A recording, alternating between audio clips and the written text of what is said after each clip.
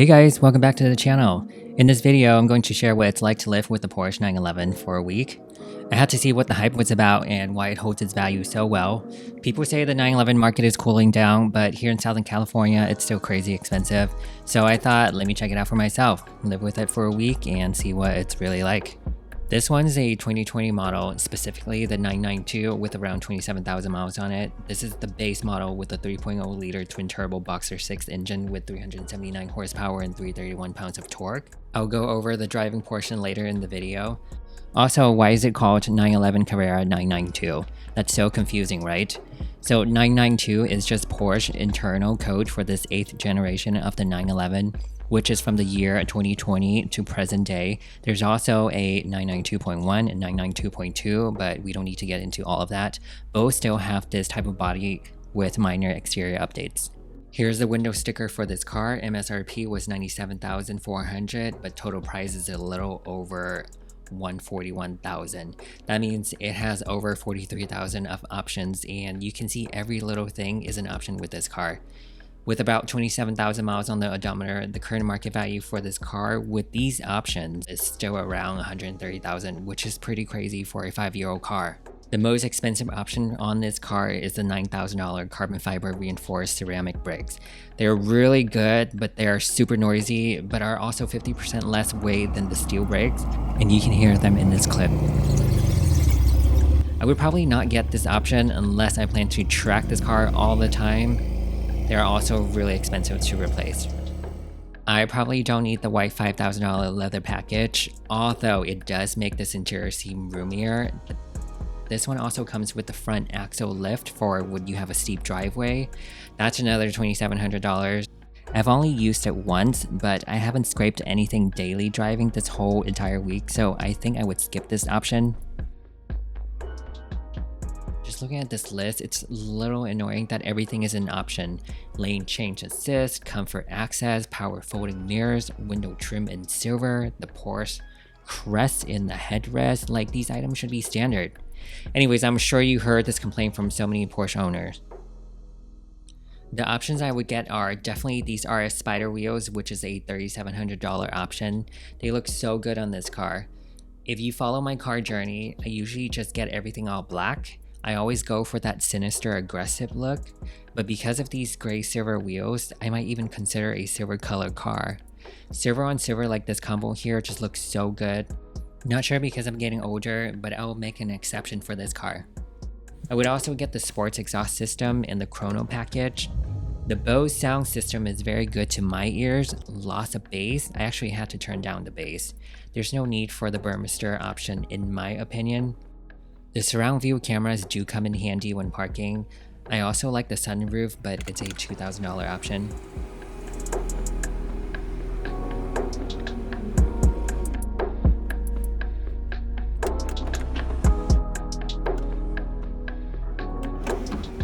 I just want to say my dream Porsche is a Singer 911 based on the 964 generation from 1989 to 1994. Side note, I was born in 89, so maybe one day I can get one of these old school Porsche 911. If you're a Porsche fan and you don't know what Singer is, look it up right now. They basically take an old school 911 and modernize it into this retro, sick, high quality car.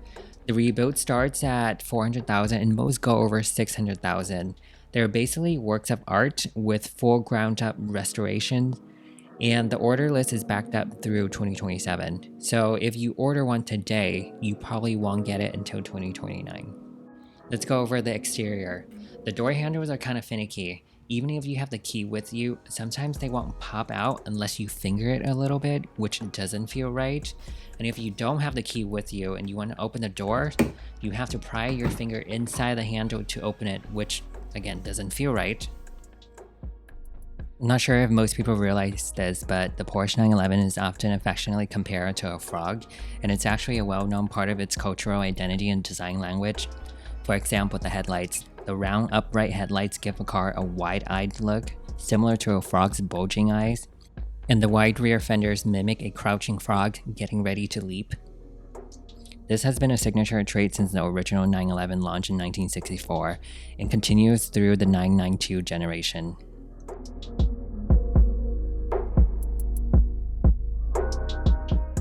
The active spoiler deploys at around 75 miles per hour and retracts below 50. It looks super cool in action. I love the way they did the spoiler for this generation. Even though this car is a base, when the spoiler is up, it just reminds me of the last generation's turbo for some reason. While driving this Porsche, I never feel like I had any blind spots. Maybe because of its classic shape with its large rear windows. One odd thing I noticed is the windshield wipers randomly move about 1/4 of an inch here and there. I looked it up and apparently this is normal. They do this so the wiper blades last longer. I also didn't realize these vents here on the front bumper do move, I guess depending on the scenario.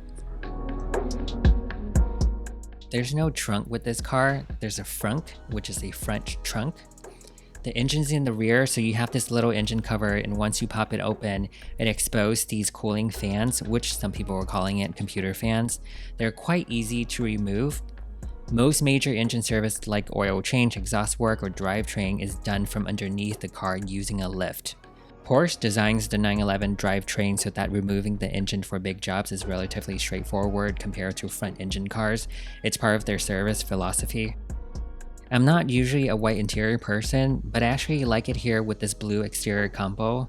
It does make the cabin feel open and bright, but like I mentioned before, it's a $5,000 option that I probably won't get.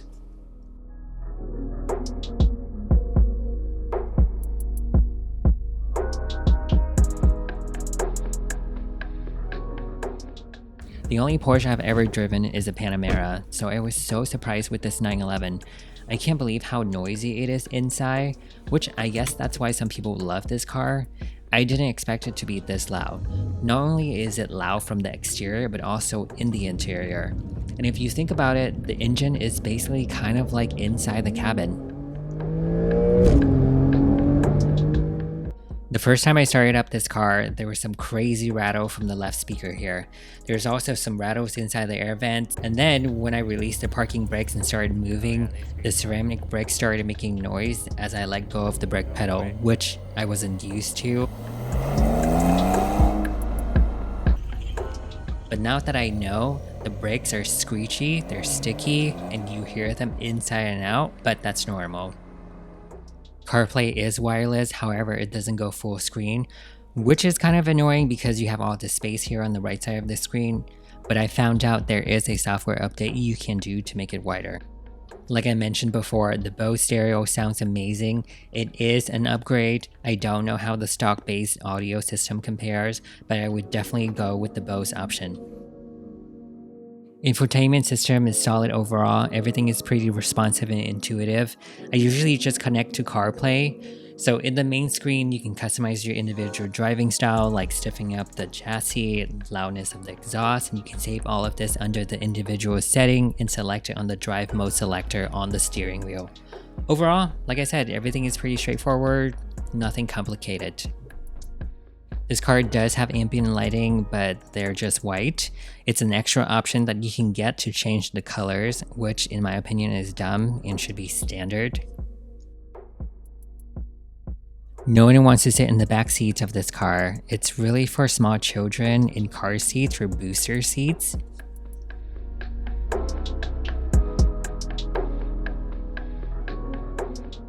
I've driven a lot of loud cars, but this one really surprised me, like I said. Maybe because it's the base model that I didn't realize it would make this much noise, but honestly, everything is more than enough for me. Do I really need the S? Or do I need the GTS? Or the turbo?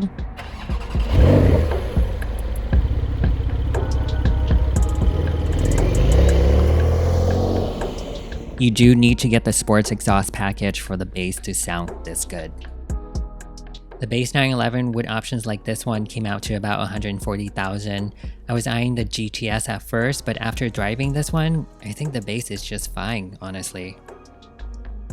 I really want the Targa version, and I think it will fit me well because I don't like the full convertible, and I love how the roof operates on a Targa, but I also love the classic coupe look, so I'm not sure if I want to pay that much for a Targa price.